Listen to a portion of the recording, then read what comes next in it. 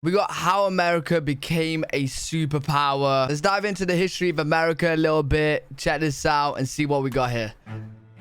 The modern United States is the most powerful country in human history, with sure. over 800 military bases and 37% of global military spending. Jesus, man. The US has become the leader of a vast, interconnected global system that has helped usher in an era of unprecedented prosperity and low levels of conflict. Right. To understand America's position in the world, and why it's so pivotal for world politics as we know it, you have to go back to the country's founding, back to when America wasn't a global power in any sense of the word. During the first 70 years of its existence, the United States expanded in both territory and influence in North America, eventually reaching the Pacific Ocean, in a wave of expansionism that resulted in the wholesale slaughter of the indigenous people who populated the continent. But it's actually crazy to think about like how recent America became about than other countries, and now they're the leading dominant superpower. The Americans were deeply divided as to whether the country should expand beyond the Pacific and Atlantic Oceans. This became a major debate after the Civil War, when some leaders, like post-war Secretary of State Seward, argued that America should push to become a global power. Seward succeeded in pushing a plan to purchase Alaska from Russia, but his attempts to buy Greenland and Iceland, as well as annexed territory in the Caribbean, were all blocked by Congress. That's because some Americans, including many on Capitol Hill, had a strong anti-imperialist bent. These people worried about America getting more involved in global politics, as very to integrate populations from quote-unquote inferior races. And this opposition implied major checks on the imperialist urge to expand. But something was happening in the late 1800s that would change the debate about American expansionism. The Industrial Revolution produced explosive economic growth, and the bigger US economy required a more centralized state and bureaucracy to manage the growing economy. It'd be really interesting to see this graph compared to like other countries as well, because this is drastic, man. Power became concentrated in the federal government, making it easier for expansionist presidents, like William McKinley, to unilaterally push American influence abroad. The key turning point came in 1898, when President McKinley dragged the country into war with Spain over Cuba, despite some intense domestic opposition. Right. The rising United States easily defeated the moribund Spanish Empire, acquiring Puerto Rico, Guam, and the Philippines in the process. Over the next 2 years, the US would annex the Kingdom of Hawaii, Wake Island, and American Samoa. A few years later, the US took control of the Panama Canal Zone and sent troops to occupy the Dominican Republic. It also purchased the American Virgin Islands. This period of rapid acquisition of far-flung territories put the US on the map as a truly global power. During this time, America also began using its influence to protect its growing commercial and military interests abroad. Imagine them wanting to do that now. They wouldn't even need to go to war. Imagine like America be like, Spain, we want this country. Nowadays, Spain would be like, you can have it. We ain't even going to war. You can just take it, man. Installing pro-American regimes in places like Nicaragua, and playing a major role in international diplomacy regarding the Western presence in China. Right. World War I showed just how much America's influence had grown. Not only was American intervention a decisive factor in the war's end, but President Wilson attended the Paris Peace Conference, which ended the war, and attempted to set the terms of the peace.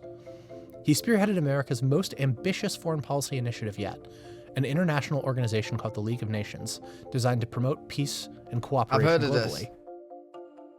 The League, a wholesale effort to remake global politics, showed just how ambitious American foreign policy had become.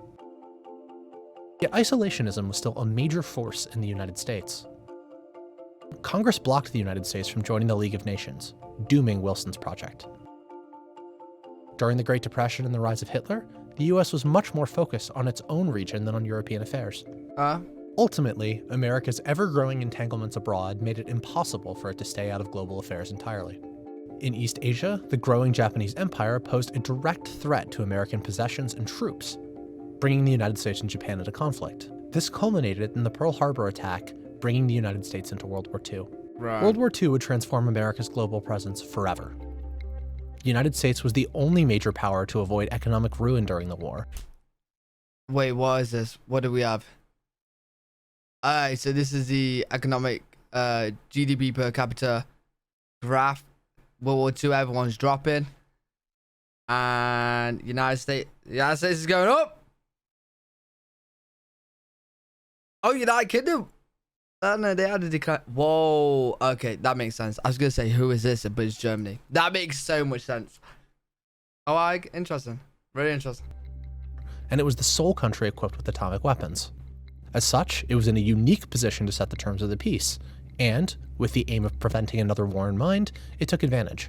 The most famous example of this is the creation of the United Nations. The UN Charter set up a system of international law prohibiting wars of conquest, like the ones waged by the Nazis and the Japanese. It also served as a forum in which the international community could weigh in on disputes and help resolve them. This way, the Americans hoped, great powers could resolve their differences through compromise and law rather than war. Alright, nice. But while the UN is the most famous of the post-war institutions, it isn't the only one. 730 delegates from all 44 allied nations came together in a small vacation haven in New Hampshire. Their goal? To establish a global financial system that would prevent another Great Depression and World War. The resulting agreement, called the Bretton Woods Agreement, ultimately became the backbone of the global financial system. See, I've never heard of the Bretton Woods Agreement, resulting ever. in the World Bank and the International Monetary Fund. By creating these institutions, the United States committed itself to being deeply involved in the world's problems. The issue, though, is that the world's second largest power, the Soviet Union, saw things differently. World War II had made allies out of the democratic West and communist East in the fight against Hitler, but that couldn't last. The United States saw Soviet expansion in Eastern Europe and elsewhere as a direct threat to its vision of a free trading, democratic world. Do you know what's, like, I can't get it out of my head. This is mind-blowing. So, like, I'm in the UK, right? America to the UK, to Europe is massive, right? But then Russia to America is massive. And it's just mad to think, like, well, it's not mad because America has a lot of people, but it's crazy how it's the #1 dominant superpower, because then you got places like China and India who have way more people and they have good tech as well, and they are competing, but America's just, their technology now and their military is just next level.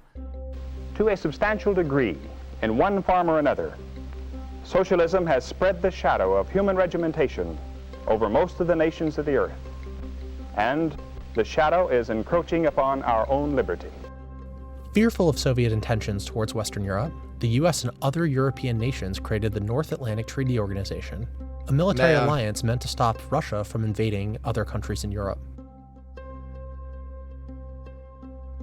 Globally, the US committed to a strategy called containment, so called because it was aimed at containing the spread of communism everywhere on the globe.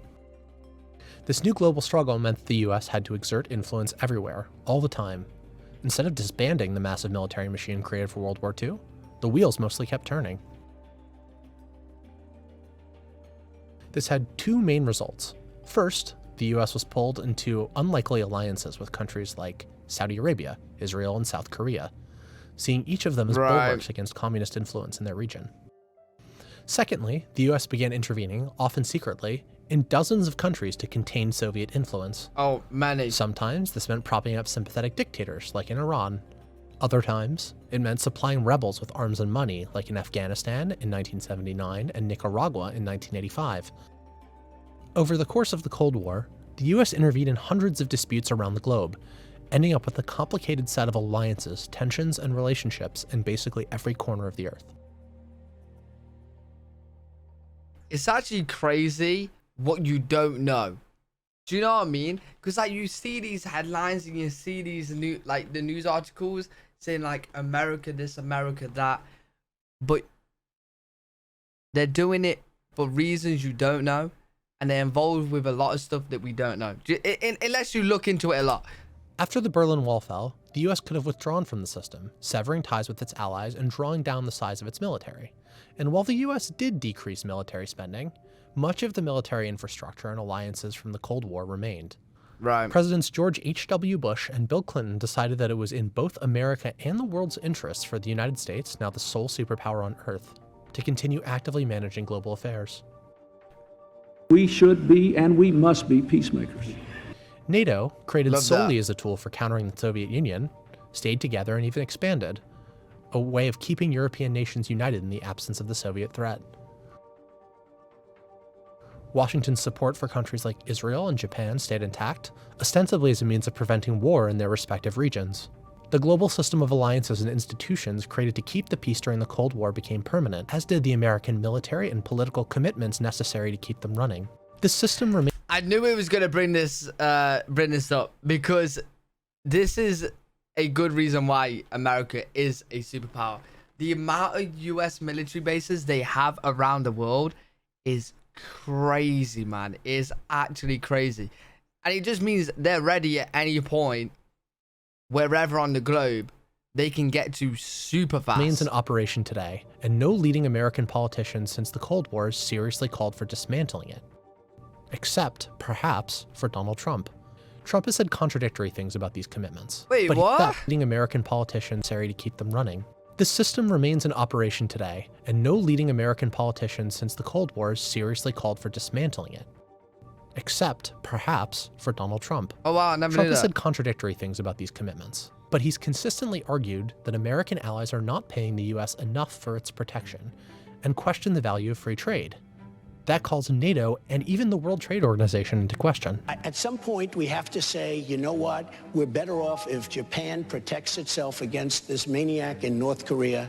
We're better off, frankly, if South Korea is going to start to protect itself. Saudi Arabia, nuclear weapons? Saudi Arabia, absolutely. This is a sharp divergence from the wow. consensus that has dominated US foreign policy since 1945, and something closer to the isolationism that came before it.